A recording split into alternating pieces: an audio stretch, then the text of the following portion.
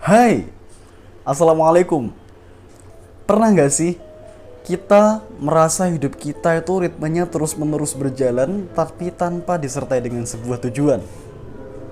Kenapa?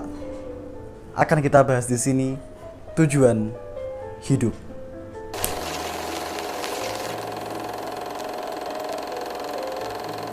Tujuan hidup.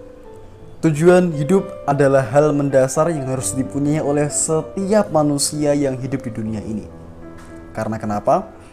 Karena tujuan hidup inilah yang akan mengantarkan manusia ingin jadi apa sih di dunia ini. Seperti sebuah contoh seperti gini. Ada seseorang dari Surabaya ingin pergi ke Jakarta. Terus kemudian orang itu telah memiliki sebuah tujuan. Mau kemana? Mau ke Jakarta. Akhirnya dari tujuan inilah muncullah sebuah rencana. Orang ini akhirnya merencanakan, saya dari Surabaya ke Jakarta menaiki sebuah, katakanlah kereta api. Terus kemudian orang ini setelah mempunyai tujuan, mempunyai rencana, akhirnya langsung action. Dengan apa? Dengan membeli sebuah tiket kereta api. Setelah orang ini membeli sebuah tiket, orang ini akhirnya bisa pergi ke Jakarta dan akhirnya sampai ke Jakarta, sampai ke tujuannya. Beda halnya dengan orang yang satu ini. Orang ini berjalan di pasar, di tengah keramaian yang padat. Tapi orang ini di pasar tanpa memiliki sebuah tujuan apapun. Akhirnya ada orang ke kanan, ya ikut ke kanan. Orang ini ke kiri, ya ikut ke kiri. Orang ini gak punya sebuah pendirian. Karena kenapa? Karena tidak mempunyai sebuah tujuan. Teman-teman rahmatullah subhanahu wa ta'ala, betapa pentingnya tujuan dalam hidup kita.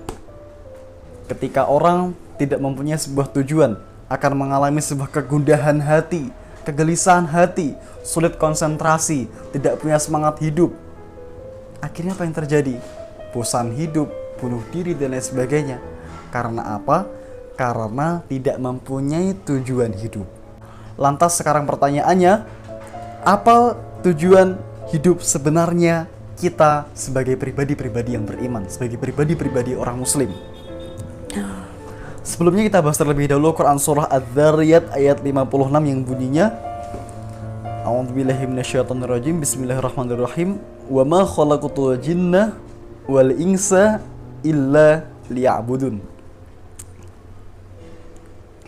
Dan tidaklah Aku telah menciptakan jin dan manusia kecuali untuk beribadah kepadaku. Lah, terus berarti kita itu disuruh sholat, zikir, baca Quran. Bukan seperti itu teman-teman. Makna ibadah sebenarnya adalah kita melakukan sebuah hal yang sejalan dengan aturan Allah Subhanahu wa Ta'ala dan kemudian disertai tolak ukurnya adalah sebuah keikhlasan. Maka apapun yang kita kerjakan ketika hal itu sejalan dengan aturan Allah Subhanahu wa Ta'ala disertai dengan keikhlasan, yaitu mengharapkan ridho dari Allah Subhanahu wa Ta'ala, maka insya Allah hal tersebut akan digolongkan ke dalam aspek ibadah. Jadi apapun yang kita lakukan, kita sebagai seorang pelajar, kita belajar, kita niatkan karena Allah Subhanahu wa Ta'ala, kita niatkan untuk mendapatkan ridho dari Allah Subhanahu wa Ta'ala. Insya Allah dengan kita belajar tersebut, kita dihitung sebagai ibadah. Begitu pula dengan bekerja, begitu pula dengan bermuamalah dan lain sebagainya.